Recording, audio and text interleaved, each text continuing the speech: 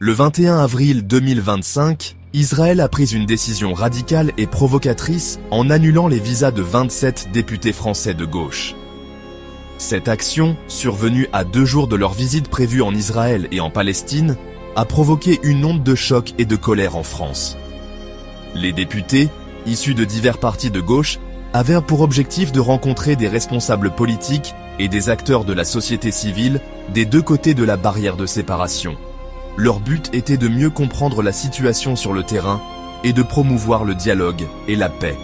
La délégation comprenait des personnalités politiques de premier plan, notamment François Ruffin, Alexis Corbière et Clémentine Autain, connus pour leur engagement en faveur des droits de l'homme et leur critique de la politique israélienne envers les Palestiniens.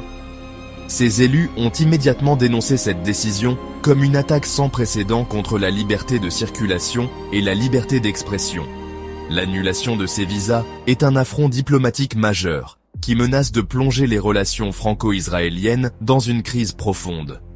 Elle témoigne d'un durcissement de la politique israélienne envers les voix critiques en Europe, et plus particulièrement en France.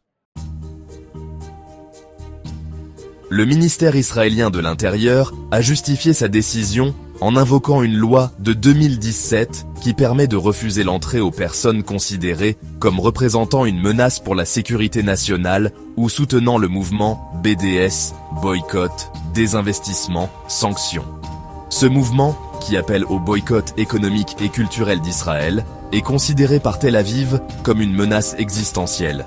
Cependant, cette explication est loin de convaincre Paris. En effet, aucun des députés français concernés n'a publiquement appelé au boycott d'Israël. De plus, cette décision intervient dans un contexte diplomatique particulièrement tendu entre la France et Israël. Emmanuel Macron, dans un discours prononcé le 9 avril 2025, avait annoncé la possibilité d'une reconnaissance par la France d'un État palestinien lors d'une conférence internationale prévue en juin 2025 à New York. Cette déclaration, bien qu'attendue, a provoqué la fureur du gouvernement israélien. L'annulation des visas des députés français apparaît donc comme une mesure de rétorsion face à la position française sur la question palestinienne.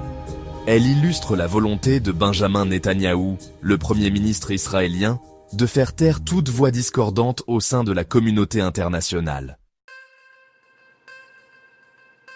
La décision d'Israël de refuser l'entrée à des élus français n'est malheureusement pas un cas isolé. Ces dernières années, plusieurs personnalités politiques européennes, notamment britanniques, espagnoles et irlandaises, se sont vues interdire l'accès au territoire israélien en raison de leurs opinions politiques. En 2018, les députées américaines Ilhan Omar et Rachida Tlaib, critiques virulentes de la politique israélienne, s'étaient vues refuser l'entrée en Israël. Cet incident avait provoqué une vague d'indignation aux États-Unis et à l'étranger. La réaction de la France à l'annulation des visas des députés a été immédiate et ferme.